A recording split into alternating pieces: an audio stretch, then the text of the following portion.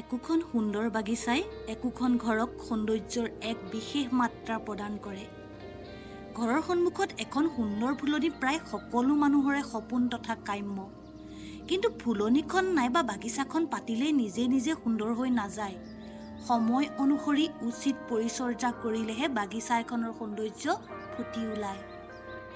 মই আলহী বহা কোঠাটোতে ৰাখিছোঁ এজোপা বষ্টন ফাৰ্ণ।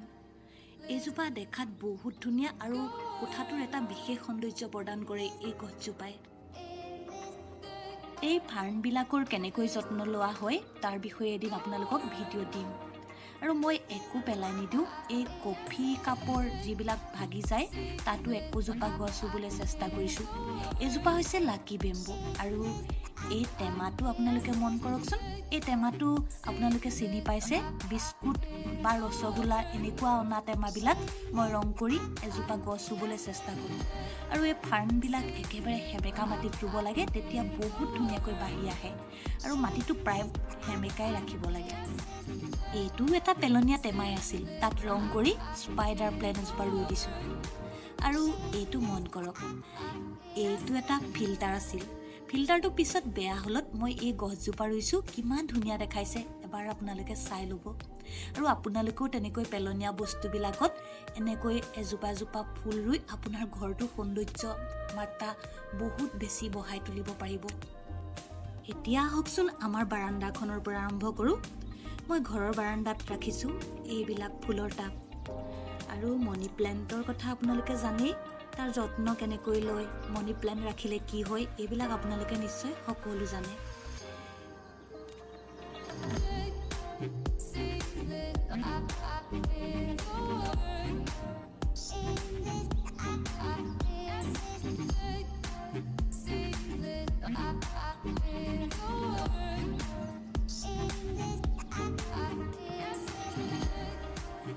এইটো কি আছিলে জানেনে? আপোনালোকে নিশ্চয় চিনি পাইছে, ৰাইচ কুকাৰ। ৰাইচ কুকাৰটো যেতিয়া বেয়া হ'ল তেতিয়া ইয়াতে এজোপা ৰং কৰি মনি প্লেণ্ট লগাইছোঁ। আৰু বহুত ধুনীয়া হৈছে এই গছজোপা। মই গোটেই বাৰাণ্ডাখনত বগাই যাবলৈ দিম বুলি ভাবি আছোঁ। আৰু এইজোপা চাওকচোন, টেঙেচিজোপা কিমান ধুনীয়া লাগে। আৰু এইজোপাও ফুলিবলৈ এতিয়া আৰম্ভ কৰিছে। এতিয়া হওক আমাৰ ওপৰলৈ যোৱা চিৰিত মই কি কি ফুলৰ টাব ৰাখিছোঁ তাক দেখাওঁ। আমাৰ ওপৰত এটাই ৰুম বনোৱা হৈ আছে আৰু সেই ৰুমটো আমি চিলাই কামত ব্যৱহাৰ কৰোঁ।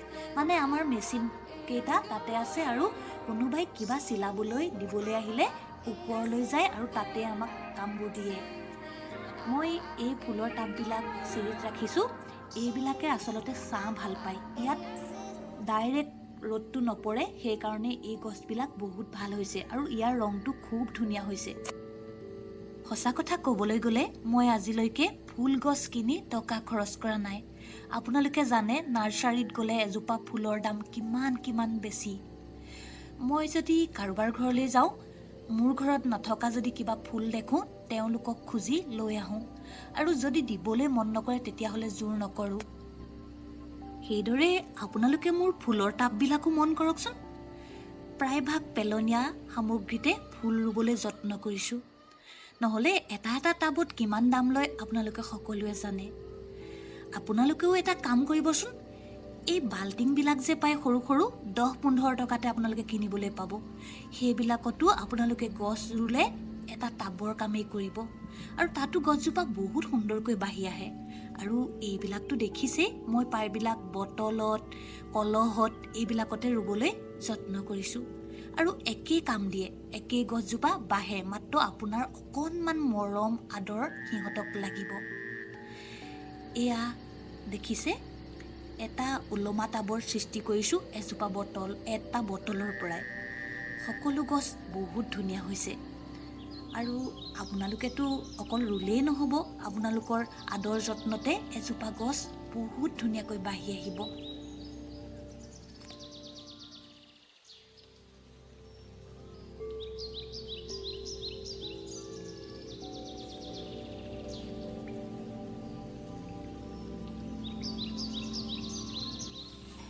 এতিয়া আপোনালোকক আমাৰ চাদৰ ওপৰলৈ লৈ যাওঁ।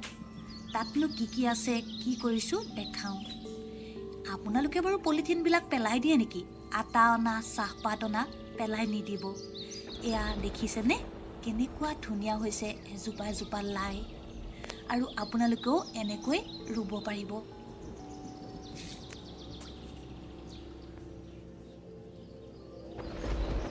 এইবোৰ বেঙেনা পুলি ৰুইছোঁ।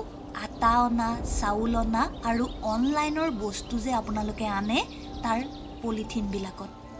বেঙেনাবিলাকো বহুত ধুনীয়া হৈছে আৰু এইবিলাক ফুলিবলৈ আৰম্ভ কৰিছে।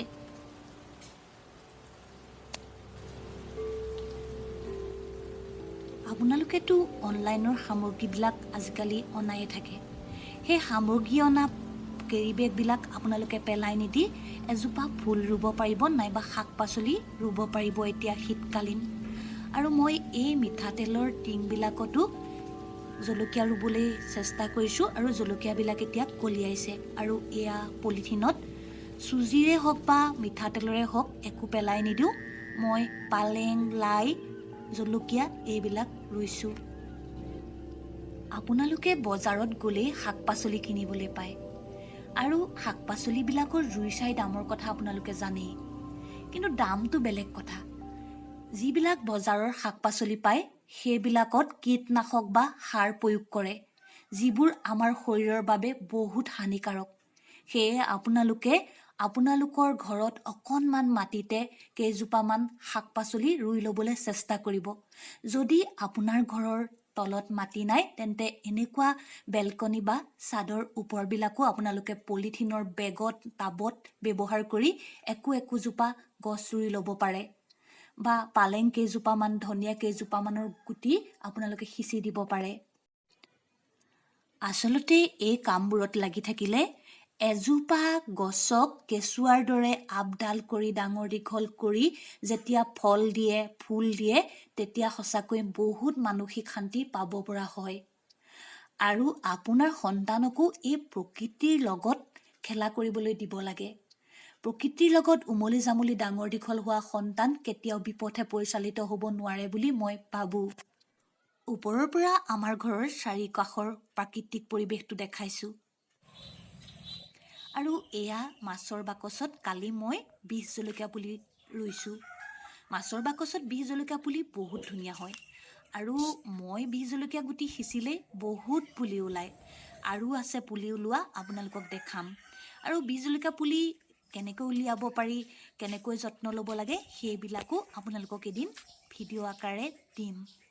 আৰু এইটো বস্তাত মই তিতাকেৰেলা লগাইছিলোঁ।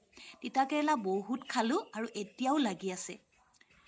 এয়া দেখিছেনে তিতাকেৰেলা এতিয়াও আমি এসাঁজ খাবলৈ পাই থাকোঁ। আৰু তিতাকেৰেলাৰ উপকাৰিতাৰ কথাটো আপোনালোকে জানেই।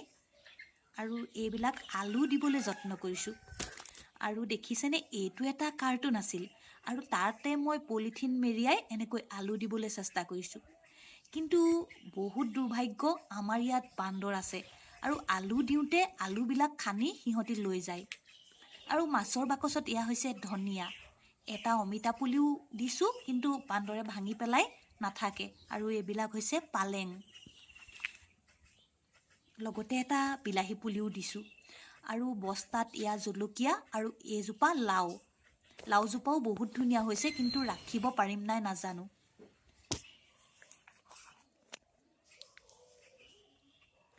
এয়া দেখিছেনে জলকীয়া